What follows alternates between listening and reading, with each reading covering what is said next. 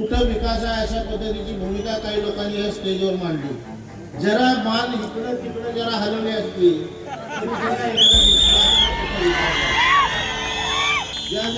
आपण ज्या पदावर आहोत त्या पदावर आपल्याला बसवायला आमचा सुद्धा त्याला हक्क काय नाही, हातभार आहे. जाणीव आपण ठेवली पाहिजे. आज लोकांच्या मध्ये 15 दिवसामध्ये सगळा पक्ष गट तट कुठलाही पक्ष, काँग्रेसचे कार्यकर्ते सुद्धा आज माझ्या प्रचारात आहेत. त्याच्यासारखा मला आनंद दुसरा कुठलाही नाही. तुम्हाला कुठेही मान खाली घालायला लागेल असं वर्तन माझ्या हातून होणार नाही याची निश्चितपणे ग्वाही देतो. अरे आता कार्यकर्ता हा पैसे घेऊन होत नसतो, कार्यकर्ता हा जीवा भावानं जपान लागतो. राजीव आढळरावकरांना आशीर्वाद एवढ्या या सिंधू तालुक्यातल्या तमाम जनतेचा आहे. राजीव आढळरावकर शेवटपर्यंत रक्ताचा थेंब असेपर्यंत या तालुक्याच्या विकासासाठी विकासासाठी जगेल आणि या तालुक्याच्या विकासासाठी मरेल एवढं अभिवचन तुम्हाला देतो. स्पेशियस, लक्झुरियस, सगळं मिळेल अगदी मनासारखं. बटू बिल्डर्स यांचा नवीन गृहप्रकल्प गृहलक्ष्मी रचना. 5 वर्षापूर्वी विधानसभेच्या निवडणुका झाल्या आणि ह्याच स्टेजवर ह्याच मैदानावर आपण त्याची सांगता समारंभ आपण त्या प्रचाराचा घेतलेला होता. बंधूंनो, त्या काळामध्ये मी वचन दिलेलं होतं की मला एकदा संधी द्या, त्या संधीचं सोनं करेन अशा पद्धतीचं मी अभिवचन आपल्याला त्या निमित्तानं दिलेलं. आज बंधूंनो, 5 वर्षानंतर मी पुन्हा या मैदानावर आपले सांगता सभेला येतोय. पण येत असताना तालुक्याचा 1900 कोटी रुपयाचा विकास आपल्या समोर घेऊन येतोय. मगाशी आत्ताच तुम्ही काहीतरी चर्चा केली, कुठं विकास आहे अशा पद्धतीची भूमिका काही लोकांनी या स्टेजवर मांडली. जरा मान इकडं तिकडं जरा हलवली असती तरी जरा इकडं दिसला असता कुठं विकास आहे. तुम्ही सांगितलं मी बाहेर नाही येऊन मी आता तुमच्या गावामध्ये लक्ष घालणार आहे. ह्या जयसिंगपूर शहरामध्ये आणि या तालुक्यामध्ये अनेक लोकांनी अनेक वेळा लक्ष घातलं आणि लक्ष काढलं सुद्धा. हा सुद्धा ह्या तालुक्याचा इतिहास आहे. एखादा लोकप्रतिनिधी निवडायला बाहेरच्या माणसाला विश्वास द्यावा लागतो. हे खऱ्या अर्थानं तुमचं आणि माझं दुर्दैव आहे की भविष्यामध्ये तुम्ही करा, तुम्हाला कुठलीही अडचण देणार नाही, मी तुमच्या पाठीशी आहे, माझा हे लोकप्रतिनिधी तुम्ही निवडून द्या. ही भूमिका घेणं हा आमच्या तालुक्याचा खऱ्या अर्थानं अपमान आहे असं म्हटलं तर काय. कारण आमच्या तालुक्यामध्ये कर्तृत्ववान माणसंच नाहीत ते काय, अशा पद्धतीची परिस्थिती त्यामुळे निर्माण होते.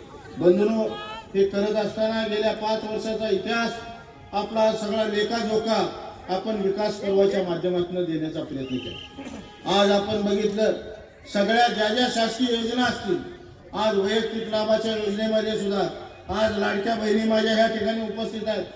राज्याच्या मुख्यमंत्र्यांनी आत्ताच मुख्यमंत्र्यांनी आपलं या ठिकाणी मनोगत व्यक्त केलं. लाडक्या बहिणीची योजना राज्याच्या मुख्यमंत्र्यांनी जाहीर केली आणि 1,67,000 पात्र आमच्या भगिनी आज या तालुक्यामध्ये 18 वर्षाच्या वरच्या आहेत. त्यापैकी 1,05,000 भगिनींना आज प्रत्यक्षात 7,500 रुपये प्रत्येकाच्या खात्यावर जमा करायचं काम हा शिरोळ तालुका, हा कोल्हापूर जिल्ह्यामध्ये लाडक्या बहिणी योजनेमध्ये अव्वल सगळ्यामध्ये पुढे असणारा हा तालुका हा शिरोळ तालुका. बंधूंनो, आपण निर्णय घेतला शेतकऱ्याला ज्या पद्धतीने सरकार जलसंपदा विभाग एका बाजूला हजारो कोटी रुपये बांधारे असतील, धरणं असतील, हे सगळ्यासाठी म्हणून खर्च करत आहे. आपण राज्य सरकारला विनंती केली की आमच्या तालुक्याची ही परिस्थिती आहे आणि ह्या परिस्थितीनं आम्हाला जात असताना आम्हाला आमचं हे सचित्र सुद्धा आपण ह्या जलसंपदा विभागामार्फत एक धोरण करावं आणि राज्य सरकारनं 80% सबसिडीचं नवीन धोरण केलं आणि जवळपास 34 गावचा आपल्या या तालुक्यातला सर्वे झाला. 8 गावची टेंडर प्रक्रिया सुरू झाली. आज पानंद रस्त्याचा विषय, पानंद रस्ते जवळपास 374 किलोमीटरचे पानंद रस्ते आपण सगळे हे येणाऱ्या काळामध्ये ह्या तालुक्यातला सगळा पानंद रस्त्याचा जो विषय गेली अनेक वर्ष कुठल्याही निवडणुका लागल्या की जो जाहीरनाम्यात असायचा तोही विषय आपण मार्गी काढण्याचा प्रयत्न केला.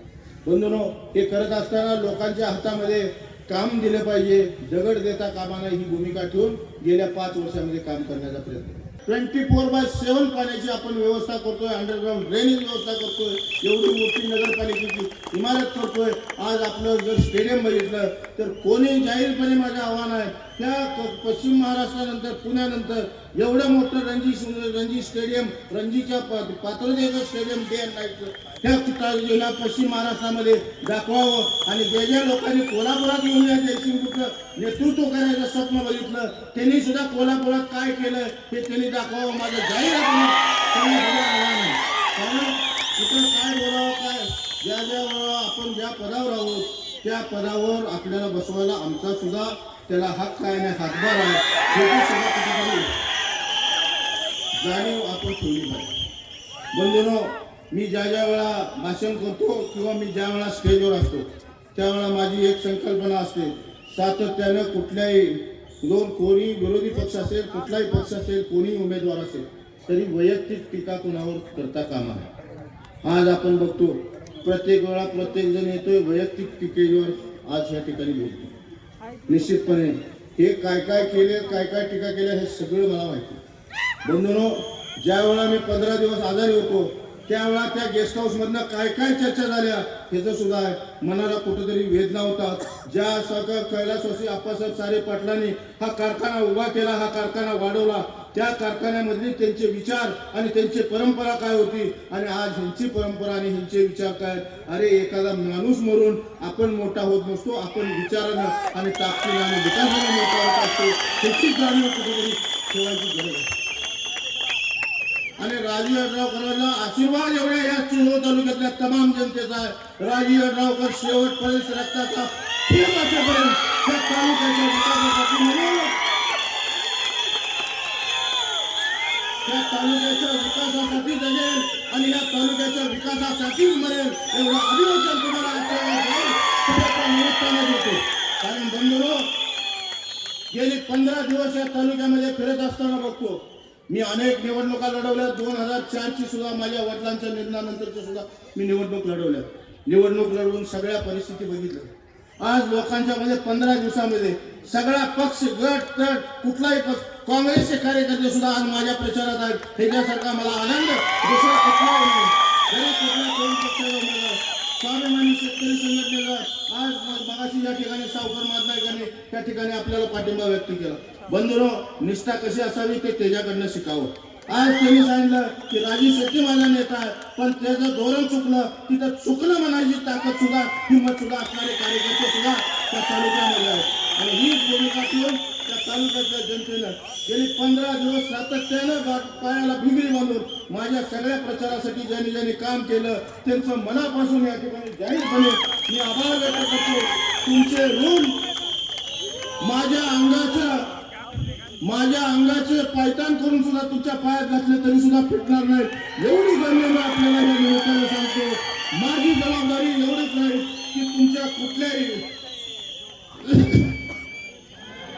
तुम्हाला कुठेही मान खाली घालायला लागेल असं वर्तन माझ्या हातून होणार नाही याची निश्चितपणे ग्वाही देतो. येणाऱ्या काळामध्ये आपल्याला ह्या तालुक्याच्या विकासासाठी अनेक योजना करायच्या आहेत. मी तुम्हाला निश्चितपणे सांगतो, ज्या पूर्वीच्या लोकांनी शारपडीची योजना आपण आज 80% करतोय, पण ज्या लोकांनी पूर्वीच्या काळामध्ये सुद्धा शारपड योजना केल्या आणि ज्यांनी कर्ज काढले त्यांची सुद्धा कर्ज माफ करून आदरणीय एकनाथ शिंदे साहेबांच्याकडनं कर्ज माफ करून आणल्याचं सोडणार नाही. एवढंच आपल्याला या निमित्ताने ग्वाही देतो. या तालुक्याच्या विकासासाठी जे करायला लागेल ते करायची भूमिका निश्चितपणे राजाने पाडली अड्रावकर हे निश्चितपणे करेल. आज सगळा समाज आहे. वडील समाजानंतर गेल्या परवाच्या काळामध्ये एवढी मोठी मिरवणूक काढलेली होती की सगळा समाज आज एकत्रित झाला. कुठेतरी जायचं, कुणाला तरी काय तरी सांगायचं, कुठेतरी 2-4-5 रुपये द्यायचे, नाही तू माझा कार्यकर्ता. अरे, असा कार्यकर्ता हा पैसे देऊन होत नसतो. कार्यकर्ता हा जीवाभावानं हा जपायला लागतो. हे लोक म्हणतात विकास काय झाला. छत्रपती शिवाजी महाराजांचा पुतळा आज राज्यात एकमेव उदाहरण आहे. 1 रुपयाही न भरता 100% जागा ही महाराष्ट्राच्या कॅबिनेट मध्ये मंजूर होणार. हे फक्त छत्रपती शिवाजी महाराजांच्या आशीर्वाद पुतळ्याची जागा आहे. आज गेल्या वेळा आपण त्या पद्धतीनं ज्या पद्धतीनं शिवसृष्टी ह्या सगळ्या आपल्या ह्या सगळ्या जयसिंगपूरमध्ये अवतरले. येणाऱ्या तारखेला 28 तारखेला भीमसृष्टी सुद्धा या तालुक्यामध्ये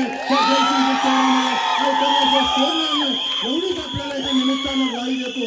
जाती पंथाच्या पलीकडे कालच मला एक कार्यकर्ता सांगत आला, अरे तू आपल्या जातीचा आहे आणि तू असा कसा करतो, रात्री 12 वाजता त्याला फोन कर. अरे काय चाललंय?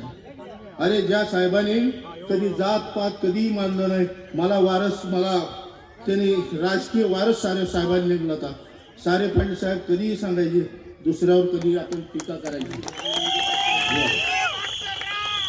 कधी लोकांवर टीका करायची नाही. पण आज काय चाललंय की तुमचं तुम्ही जातीपातीवर आपण येतो. ज्यावेळेला आपल्याला विकासावर बोलायचं नसतं, विकासाबरोबर काय बोलावं हे आपल्याकडे नाही, पुढं काय करणार आहे हे आपल्याकडे नाही. अशा काळामध्ये आपण जातीपातीचं बोलतो. हे तालुक्याच्या दृष्टीनं ही एक वाईट परंपरा गेली अनेक वर्ष चालू होती की ह्या तालुक्याच्या निवडणुका शेवट जातीपातीवर न्यायच्या. मी तुम्हाला एवढंच सांगतो, इथून पुढच्या काळामध्ये त्या शिरोळ तालुक्याची ज्या निवडणुका होतील त्या विकासावर निवडणुका होतील. विकास हाच धर्म एवढं मानून काम करायची भूमिका इथं पुढच्या काळामध्ये आपण सुद्धा ठेवूया. त्यासाठी म्हणून 20 तारखेला माझ्या सिट्टी समोरचं बटन आपण दाबावं आणि मला प्रचंड मतानं विजयी करावं एवढं आपल्याला या निमित्तानं आवाहन करतो. आपल्या सगळ्यांना मनापासून